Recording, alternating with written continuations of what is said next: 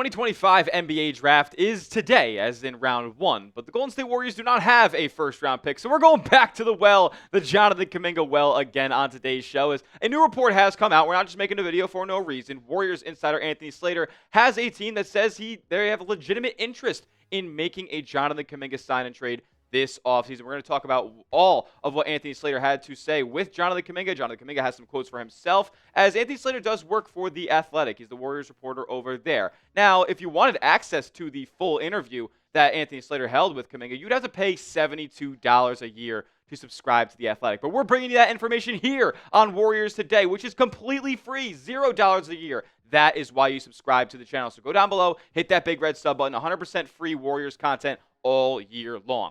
All right, let's hop into it.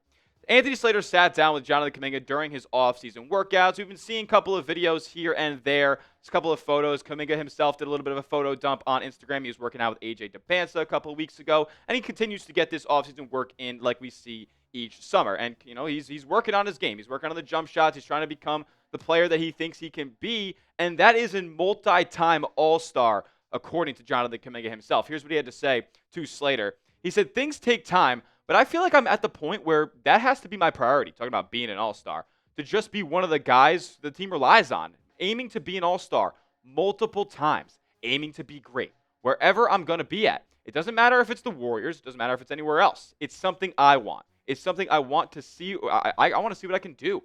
I know I can get it. I really want to see. I've never got that chance." And look, I can agree with Kuminga a little bit to this point.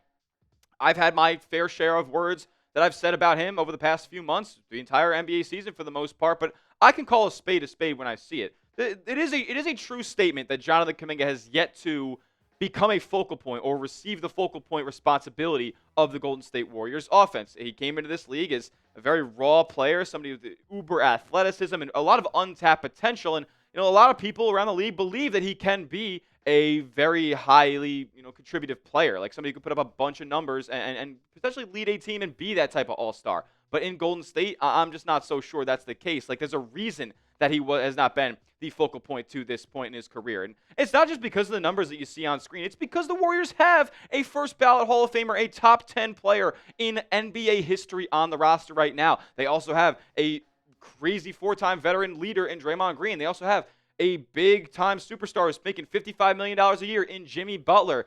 Like, Jonathan Kuminga just really isn't any room for him to be the focal point of an offense when you have legitimately 3 Hall of Famers surrounding you. Couple that with the ability that Kuminga has not yet gained in the outside shot, which kind of makes him unplayable in a lot of scenarios. And you see over the past few seasons, he's been regressing in that area when he has said in the offseasons that he's been working on it. So, like, it makes a lot of sense that Kuminga hasn't seen that responsibility yet because he really has not shown that he could do it over a long stretch. More from JK here about his role. He says, "I've done it here and there," and yeah, he has. Remember that stretch, in December this past season where he's putting up a couple of 30-point outings and whatnot, but it was never a consistent role. A consistent role given to me. It only happens 5 games on, 10 games off. I want it to be a consistent role because I know what I got. I know what I could bring. I know how much work I put in.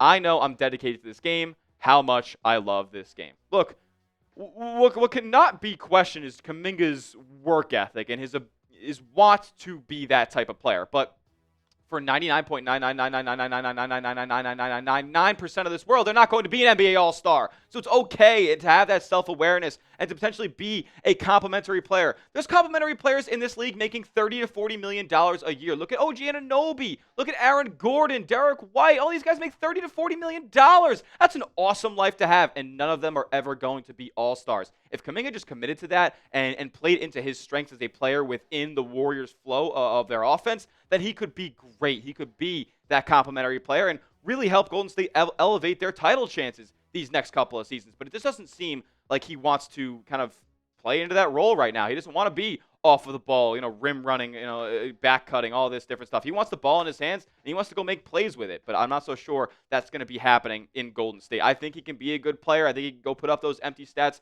in a lot of different places, but in a well-oiled organization like Golden State with championship aspirations on a limited window over the next few seasons, I just don't think that Kuminga it really fits that timeline and fits that system with what he wants in his career at this point. But you tell me. I know we got a lot of Kuminga fans in the comment sections. Does JK deserve to be a go-to option for the Golden State Warriors. Do you guys think we should give him the keys? He should be the number 2 next to Steph. Jimmy should even take a back seat offensively? You let me know in the comment section, yes or no. Does Kuminga deserve to be the go-to option for Golden State on offense?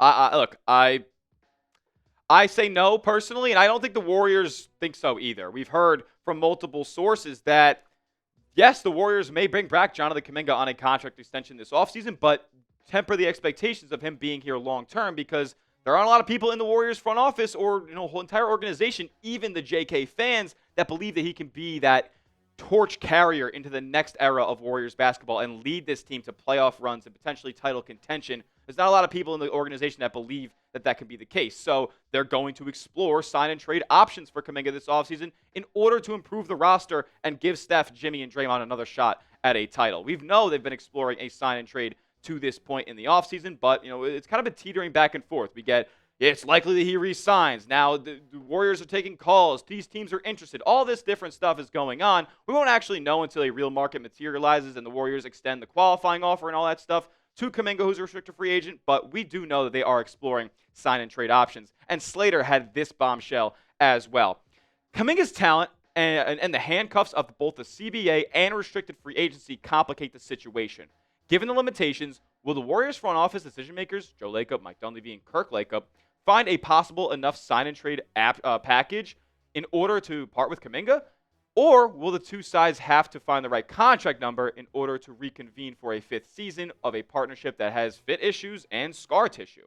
The Kevin Durant trade might have helped. The Miami Heat missed out on Durant and have legitimate Kuminga interest per league sources, among others who are expected to explore the idea once the market materializes. The Brooklyn Nets loom as a possible offer sheet team, but they did use a good chunk of their salary cap space in a Tuesday night trade where they acquired Terrence Mann and a first-round pick to participate in the Kristaps Porzingis 3-team deal. And here we go.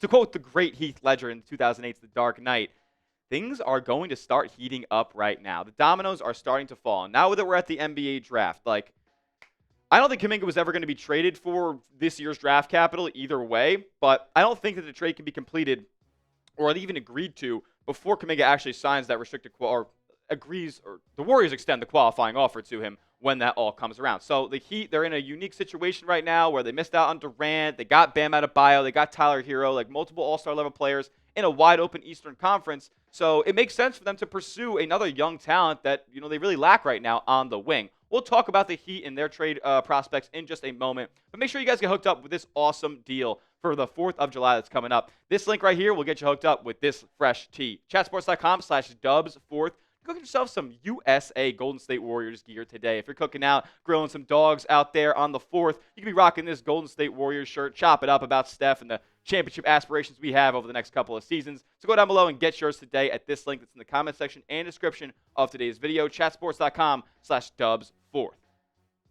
Okay, Barry Jackson, probably the biggest Miami Heat insider on the planet right now, says the following. Because we did hear about the Heat, not exactly being in the Kuminga mix as of Sunday, but then we just heard from Slater that they have legitimate interest. And Barry Jackson also said that the Heat have been, quote, active in the trade market this week in the wake of not landing Kevin Durant.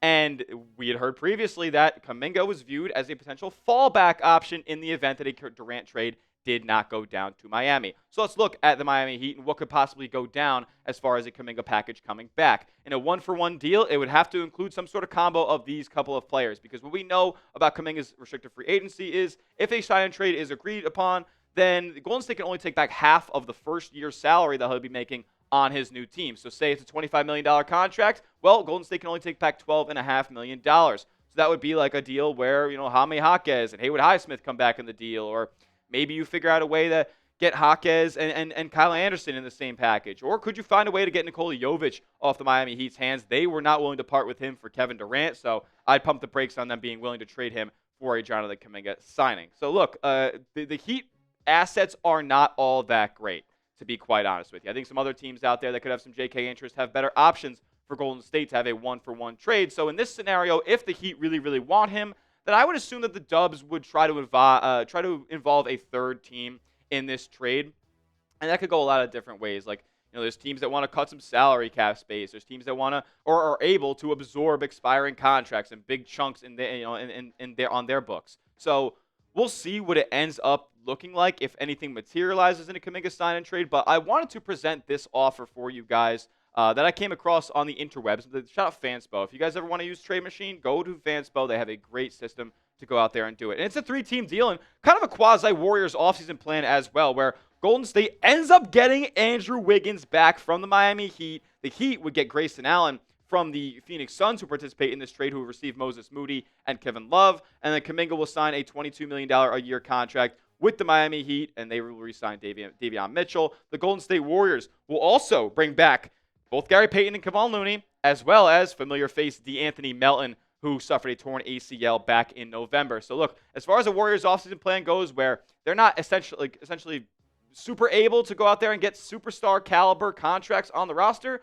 I think this is about as good as it can get when you have both Jimmy Butler and both Jimmy Butler and Andrew Wiggins on the same team at once. I would like this trade personally, but who knows? Maybe you guys don't. Let me know what you guys think about this trade in the comment section. Would you guys accept this? A for accept, D for decline. Remember, though, the Bulls still have interest, so this could end up being a little bit of a quasi-bidding war in a way. The finances have to work out. Maybe some picks get thrown around, some second-round picks end up sweetening the deal for one of these two teams. But as far as Chicago goes, I like their trade assets a little bit better. You got a guy like Kobe White, Vucevic, who I'm not super keen on, but I know the Warriors had some interest at least at the deadline. You got Ayo Dosunmu, who's over there. Lonzo Ball, Jalen Smith, some more manageable contracts over there that I would be seeing as a better fit in Golden State, or at least somebody who can contribute more right away than maybe some of the guys on the Heat could, especially offensively. So we have to look at what goes on with Kuminga and his trade interest over the next couple of weeks. But get creative in the comment section before we get out of today's show. Drop a Kuminga sign and trade idea down in the comment section, whether it's with the Heat, whether it's with the Bulls, whether it's a 3-team mega deal. You guys be the artists for me. Paint your pictures down in the comment section of what a Kuminga sign and trade would look like for you. That will do it for today's edition of Warriors Today by Chat Sports. Like I said at the top of today's show, this show is 100% free to consume. So hit that subscribe button. You don't have to pay those fees to ESPN Plus, to The Athletic, to all these different paywall outlets. We'll bring you guys all the latest Warriors news and rumors that you need to hear right here at Warriors Today. So we'll see you guys on the next one. And as always, let's go Dubs.